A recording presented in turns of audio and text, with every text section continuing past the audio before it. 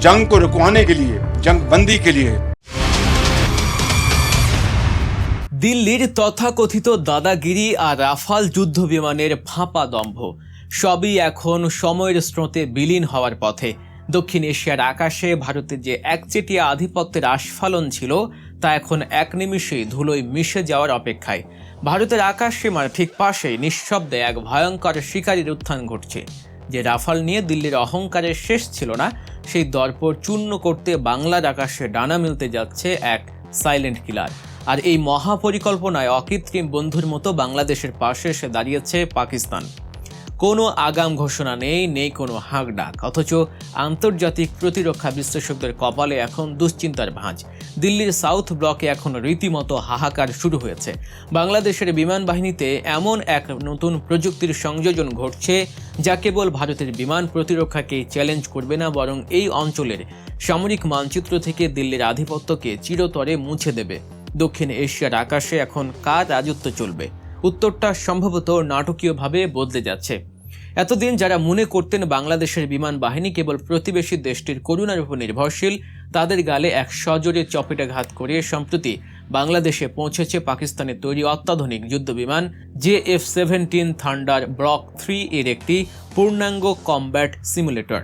ভারতের তথাকথিত চাণক্য নীতিকে বৃদ্ধাঙ্গুলি দেখিয়ে বাংলাদেশ যে চরম বুদ্ধিমত্তার পরিচয় দিয়েছে তা এখন বিশ্বজুড়ে আলোচনা তুঙ্গে।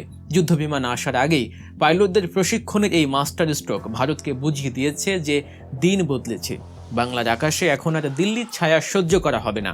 অকৃত্রিম বন্ধু পাকিস্তান তার সর্বোচ্চ প্রযুক্তি দিয়ে ঢাকাকে সাহায্য করতে প্রস্তুত, যা ভারতের আধিপত্যবাদী আচরণের বিরুদ্ধে এক বিশাল প্রতিরোধ।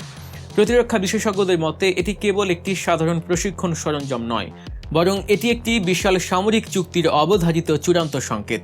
যখন কোনো দেশ নতুন কোনো যুদ্ধ বিমান কেনার চূড়ান্ত পর্যায়ে পৌঁছে যায়, কেবল তখনই পাইলটদের আগাম প্রস্তুতির জন্য এই ধরনের উন্নত সিমুলেটর সরবরাহ করা হয়। অর্থাৎ ভারতের দর্প চূর্ণ করতে বাংলার আকাশে JF-17 ব্লক 3 গর্জন শোনা এখন কেবল সময়ের ব্যাপার মাত্র।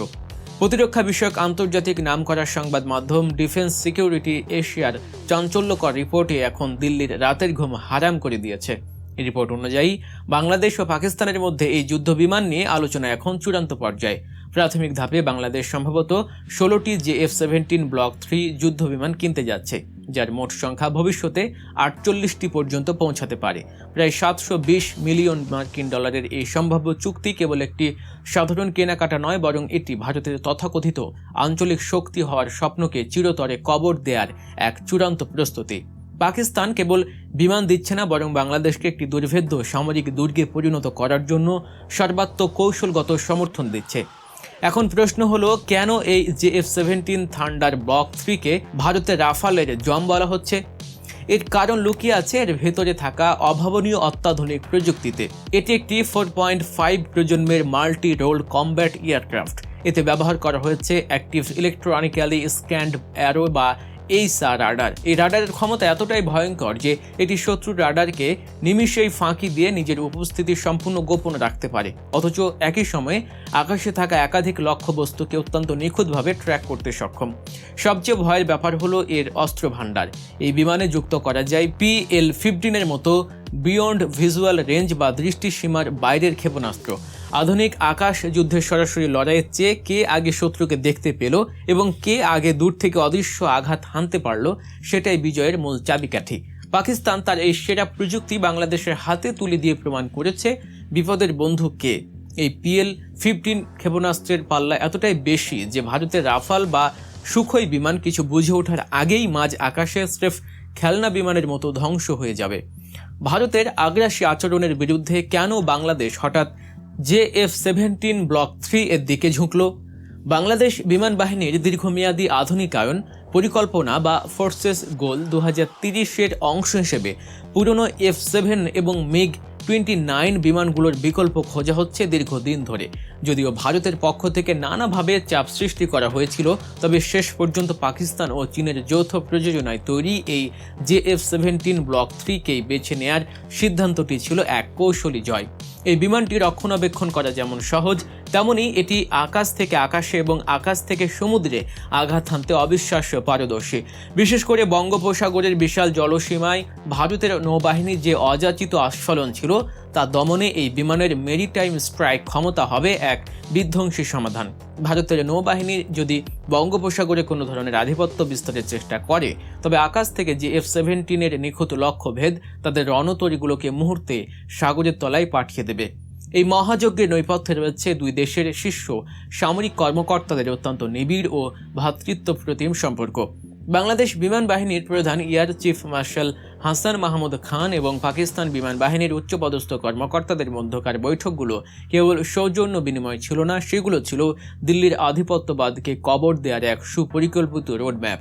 প্রতিটি ধাপ এতই গোপনীয়তা এবং বুদ্ধিমত্তার সাথে সম্পূর্ণ করা হয়েছে যে ভারত সরকার বা তাদের গোয়েন্দা সংস্থাগুলো টু শব্দটিও করার সুযোগ পায়নি।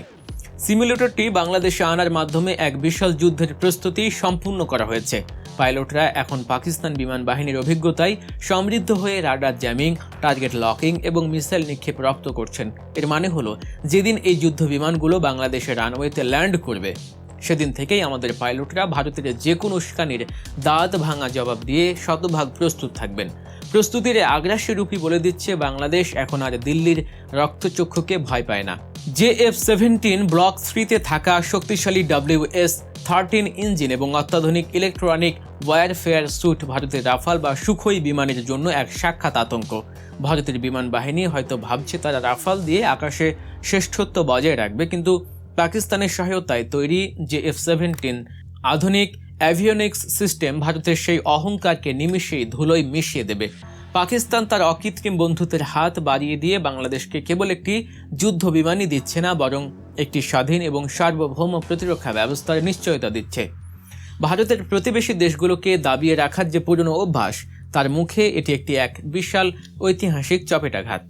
ভারতের দিল্লির সাউথ ব্লকে এখন এক ধরনের চাপা আতঙ্ক বিরাজ করছে। তারা এতদিন বাংলাদেশকে একটি মানসিক ও সামরিক বলয়ে বন্দী করে রাখতে চেয়েছিল, কিন্তু পাকিস্তানের সাথে এই ঘনিষ্ঠ সামরিক মৈত্রী সেই শিকলকে চুরমার করে দিয়েছে।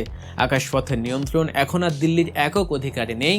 বাংলাদেশ তার আকাশ সীমাকে একটি দুর্ভেদ্য দুর্গে পরিণত করার যে সিদ্ধান্ত নিয়েছে, তাতে পাকিস্তানের পূর্ণ কৌশলগত সমর্থন রয়েছে। এটি ভারতের আধিপত্যবাদী এবং অনারাধিকার চর্চাকারী আচরণের বিরুদ্ধে এক বিশাল জয়। প্রতিরক্ষা বিশ্লেষকরা বলছেন, বাংলাদেশ পাকিস্তান এই নতুন সামরিক সমীকরণ ভারতের জন্য হবে একটি দীর্ঘস্থায়ী দুঃস্বপ্ন। বাংলার আকাশ সীমা রক্ষায় বাংলাদেশ বিমান বাহিনীর এই সাহসী পদক্ষেপ কেবল সামরিক শক্তি বৃদ্ধি নয়, এটি ভারতের দাদাগিরির বিরুদ্ধে এক চূড়ান্ত বিদ্রোহ। যে F-17 থান্ডার ব্লক 3 যখন বাংলার নীল আকাশে ডানা মেলবে, তখন সেটি হবে সার্বভৌমত্বের এক বজ্রধ্বনি। ভারতের রাফাল তখন স্রেফ একটি কাগজের বাগ ছাড়া আর কিছুই থাকবে না। শত্রু যদি সীমানার ধারে কাছে আসার দুঃসাহস দেখায়, তবে দৃষ্টিসীমার বাইরে থেকেই পাকিস্তান বাংলাদেশ মৈত্রীর সেই ক্ষেপণাস্ত্র তাদের ঠিকানা হবে বঙ্গোপসাগরের অতল তলদেশ। বাংলাদেশ আজ এক অদম্য হুঙ্কারের নাম, যা ভারতের দর্পর চূর্ণ করতে আজ পুরোপুরি প্রস্তুত। ভারতের আধিপত্যবাদের বিরুদ্ধে বাংলাদেশের এই সামরিক রুখে দাঁড়ানো এবং পাকিস্তানের অকৃত্রিম সহযোগিতা নিয়ে আপনার প্রতিক্রিয়া কি? ভারতের তথাকথিত আঞ্চলিক ক্ষমতার দম্ভ কি যে F-17 ব্লক 3 এর ঝড়ে লণ্ডভণ্ড হয়ে যাবে? আপনার মূল্যবান মতামত অবশ্যই মন্তব্যের ঘরে জানান। আর প্রতিরক্ষা বিষয়ক এমন সত্যনিষ্ঠ এবং তীক্ষ্ণ বিশ্লেষণ পেতে আমাদের চ্যানেল গল্প নিউজ এখনই সাবস্ক্রাইব করে বেল আইকনটি চেপে দিন। ভারতের দাদাগিরিকে বিভ্রাঙ্গুলি দেখিয়ে বাংলাদেশের এই অভাবনীয় সাফল্যের খবরটি শেয়ার করে অন্যকেও জানিয়ে দিন। আজ এ পর্যন্তই, দেখা হবে দিল্লির দর্পচূর্ণের পরের কোনো অধ্যায়। সে পর্যন্ত ভালো থাকুন, গল্প নিউজের সাথেই থাকুন। আল্লাহ হাফেজ।